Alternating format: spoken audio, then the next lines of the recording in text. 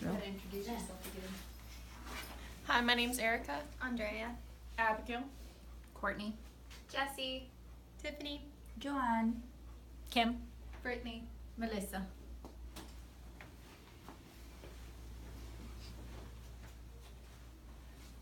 Having a dog is like having a child. You love them, you care for them, and somehow you spend all of your money on them. I adopted Kylo from a local shelter about 18 months ago where he was adopted, sent back, adopted, and sent back again. Kylo is the first dog that I've ever owned on my own. When I went to go look for a furry friend, I wasn't expecting to adopt the deaf one. But the truth about it is I didn't pick Kylo at all. He picked me. Kylo and I have a very special bond that has been tested and tested and tested again. He definitely knows how to push my buttons. But honestly, this isn't all for him to put the blame on. Maybe if I had done a little bit more research or known more about his disability, making his transition from a shelter dog to my dog would have been easier. After I brought him home, I started doing research on if certain breeds were more prone to deafness, what the general population of deaf dogs are, and of course how to care and train for him properly. According to Louisiana State University, some breeds are indeed more prone to have congenital deafness in puppies. The highest rate of puppies born are to Dalmatians at about 30%. Unilateral deafness is also possible in dogs that often goes undiagnosed because they seem to hear just like normal dogs. They hear just fine with the one good ear. In order to test for unilateral deafness, you have to hook them up to a special machine that monitors brain activity to sound stimulation. Other breeds with high prevalence of congenital deafness are Catahoula leopard dogs, which is what Kylo is, and Australian shepherds. According to Dr. George M. Strain at Louisiana State University, there are over 100 breeds on a list with congenital deafness disorders, and the list is growing. For the general population, the rate is actually fairly low. 2.56 to 6.5 per 10,000 dogs have congenital deafness disorders. This also is only through veterinary colleges, so this is not a broad spectrum population. Congenital deafness is mostly seen in dogs with white pigmentation. The two pigment genes that are most commonly associated with deafness disorder are merles, seen commonly in Australian shepherds, Catahoulas, dapple dachshunds, and some Great Danes. And along with merle is also the piebald coat color, which is described as coat patchwork of mostly white and black or white and brown. This is seen in Dalmatians, bulldogs, greyhounds, and English setters. Deafness develops within the first few weeks of life while the ear canal is still closed. The lack of pigmentation cells within the inner ear causes the blood supply to not go there and the nerves to die off, causing permanent deafness.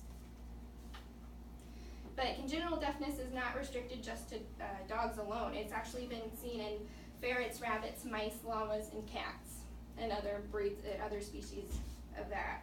Blue eyes and white cats are commonly born deaf.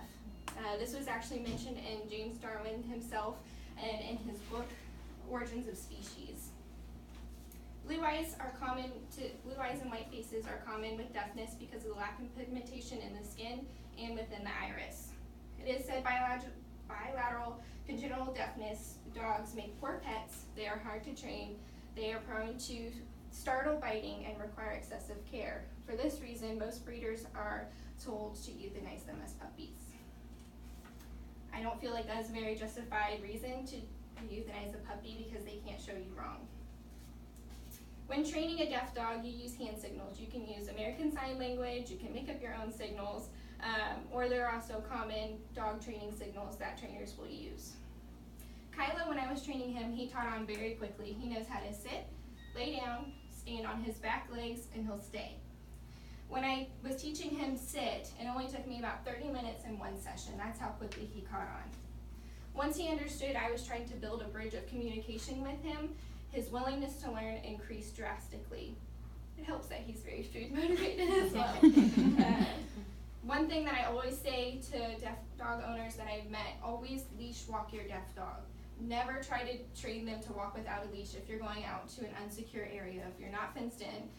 They can't hear the world around them. The car coming up the street can startle them, or the biker that's coming up behind them that they can't hear can startle them. They can run off, get lost, or even worse. So please always walk them on a leash if you're not in an enclosed, fenced-in area.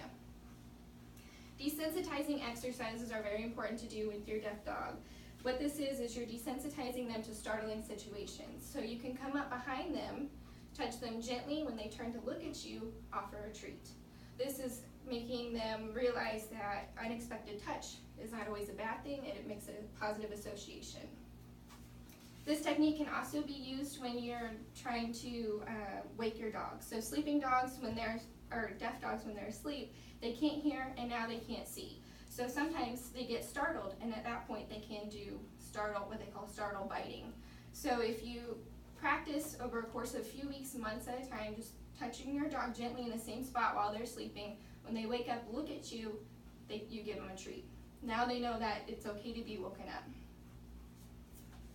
Getting a deaf dog's attention can be pretty difficult, but training it for this is possible. Some owners use vibration collars, so they'll press the button, the collar vibrates, they'll train the dog to look at them when they feel that vibration.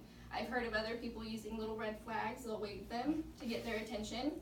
You can flip a light on and off, and if it's a certain light that they can see, they flip the light on and off, especially when they're outside at night. That's a great way to get them to come back inside. Or you can simply wait for them to look at you, which is what I usually do with Kylo. One thing is very important when you have a deaf dog, and it's more so training for the owner than the dog, always let your dog know about your whereabouts. So if you're watching TV in the living room, dog falls asleep on the couch or the floor, but it's time to go make dinner, you're going to be away from that room for a good period of time. Wake them up, let them know that you're leaving, let them see that you are leaving. Never leave your house without letting them know that you are leaving. This causes them great mental distress if they wake up and they can't find their owner anywhere. A lot of these babies are prone to separation anxiety, so they can act out in destructive behavior, which can hurt them and cause you a lot of headache. Now, owning a deaf dog is not for everyone. And I don't expect any of you to leave this room and go out and find a deaf dog to adopt. But what I do hope that you take away from this is that you now have the knowledge, so if you do come in contact with a deaf dog, you know how to properly interact with them, and you can probably offer advice to an owner in need. Thank you.